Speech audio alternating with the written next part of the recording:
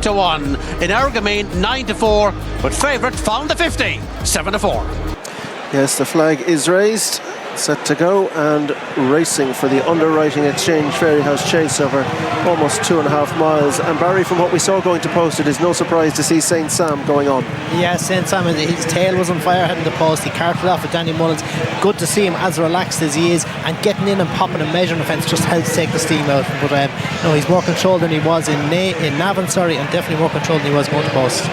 So St. Sam leads them in towards fences 2, 3 and 4 to come up to past the stands. Found a 50, last year's winner and favourite, sits in second. Energumene, who did the double-double in 22 and 23. Cheltenham and Punchestown, back-to-back years. He was the champion chaser of his era. Jumps it in third spot in the blue. Saffaro was very clumsy at that one at the back of the field as they come to race towards the middle one up the straight. Fence 3 now, and it is St. Sam, Danny Mullins who lead from Found a 50 and Jack Kennedy. Energumene and Paul Townend are third. And then down the inside is Blood Destiny and Brian Hayes. Down memory lanes and Sheepskin Noseband under Mark Walsh, and Saffaro and Danny Gilligan is last of the 6. They've won 48 races between them, 13 of those Energumene. He leads the charge as they take the fence to bring them up to past the stands. Blood Destiny, the one that wasn't fluent at that one, as they come up to past the stand now. And then they'll swing right-handed up the hill. St. Sam, the cheer of the crowd is not what Danny needs to hear.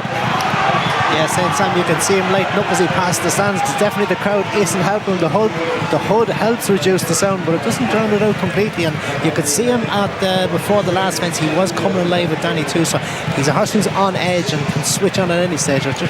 Heading up the hill over 5, 6 and 7. St. Sam leads under 50 by 4 or 5 lengths. Back in third is Energumene. Blood Destiny is 4. Down memory lane is just a little wider out on the track as they clear the first of the 3 climbing fences, and last of all is Saffaro. So now they go towards the middle fence of 3 up the hill.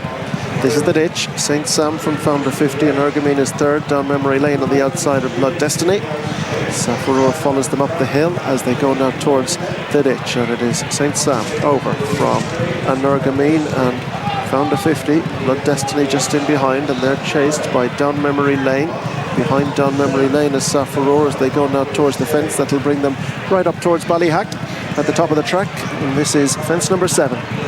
St. Sam over from Found a 50, who jumped it in second. Energumene sits close in 3. Blood Destiny down memory lane, and last of the group remains Saffaro as they begin the turn now at the top of the track. And begin to make their way on towards fences 8, 9 and 10 along the back straight. St. Sam leads from Found a 50, who's going to rise to it in second. Back in third is Energumene. They're chased in 4 by Blood Destiny. Down memory lane just squeezed away from the back of it, and Saffaro is last of all as they go now to race towards fence number 9. And St. Sam still strong. He's still strong, but he's not blitzing at an overly fast pace. He was clocking 27 mile an hour running down the hill.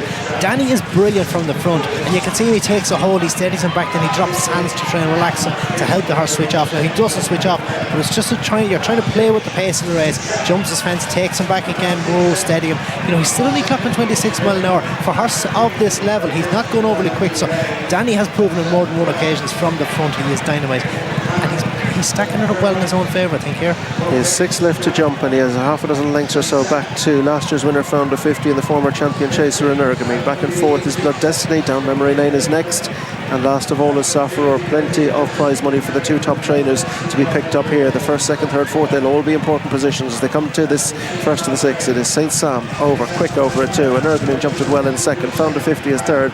Then Blood Destiny with Down Memory Lane on the outside, and last of all as they head towards the next is Saffaro. They've got 5 left to jump in the Underwriting Exchange Fairyhouse chase, this Grade 2 contest, and St. Sam and Energumene now travels strongly, getting a little closer. Found a 50 is third towards the inside. Down Memory Lane is trying to close up on the outside of Blood Destiny, and then Saffaro as they jump that one. St. Sam again a little quicker. He is quick, and Danny's getting a lovely time, but brilliant to see Energumene come alive for Paul Townend. See him here in his hands, he's coming alive. You know, dual champion chase winner. Could be a big one from this guy here.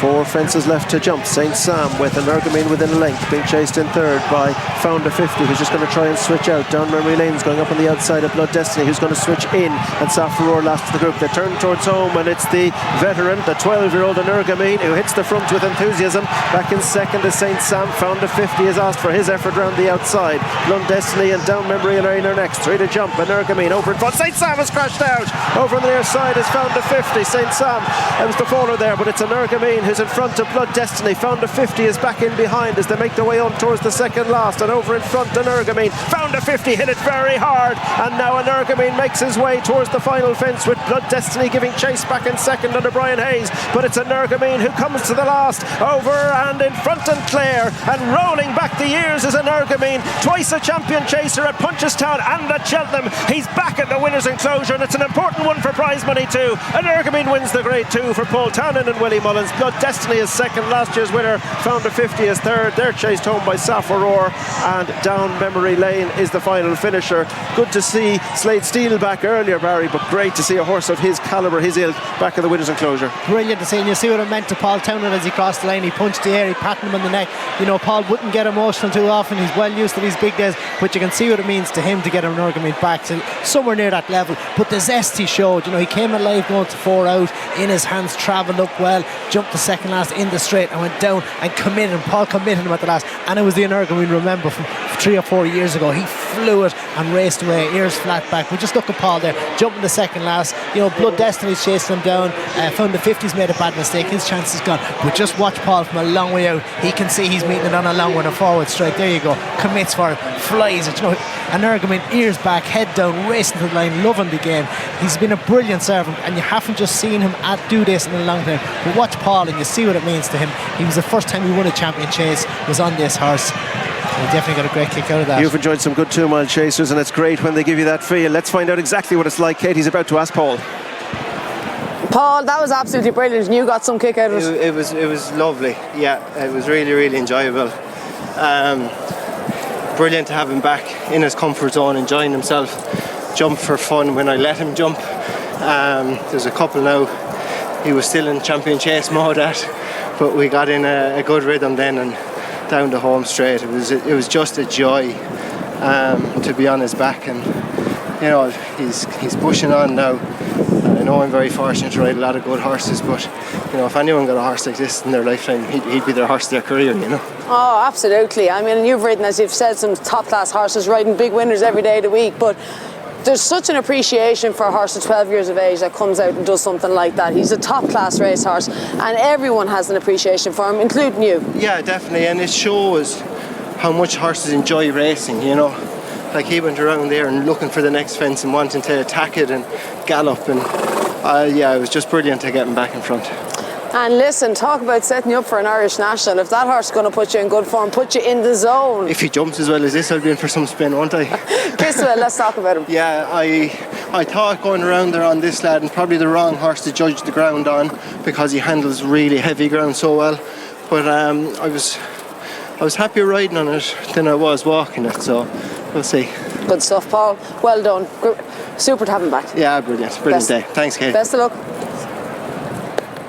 A brilliant day for Paul Townend, and a credit to Willie Mullins to keep this horse sweet for his 22nd start, his 14th win, and he takes his prize money earnings to over $1,300,000 for a National Hunt horse is quite extraordinary.